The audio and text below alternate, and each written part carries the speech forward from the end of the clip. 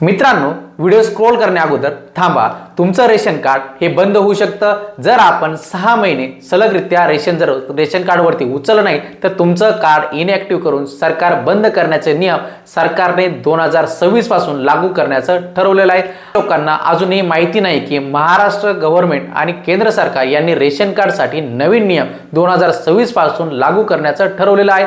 नवीन नियमानुसार जर तुम्ही सलग 6 महिने रेशन दुकानातून धान्य घेतलं नाही तर तुमचं रेशन कार्ड सिस्टममध्ये इनॅक्टिव्ह केलं जाऊ शकतं. हा नियम का आणला गेलेला आहे? फेक किंवा डुप्लिकेट कार्ड बंद करण्यासाठी, फक्त गरजू लोकांना याचा लाभ मिळावा म्हणून पीडीएस सिस्टम ट्रान्सपरंट ठेवण्यासाठी हे नियम आणले गेलेले आहेत. लक्षात ठेवा, ई-केवायसी कंप्लीट नसेल तर आपलं कार्ड बंद होण्याची शक्यता आहे.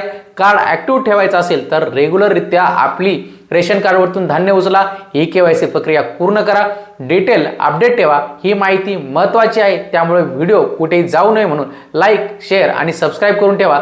त्यासोबत आपली काही प्रश्न असतील रेशन कार्डबाबत तर नक्कीच कमेंट बॉक्समध्ये विचारा. भेटूया पुढील व्हिडिओमध्ये. धन्यवाद.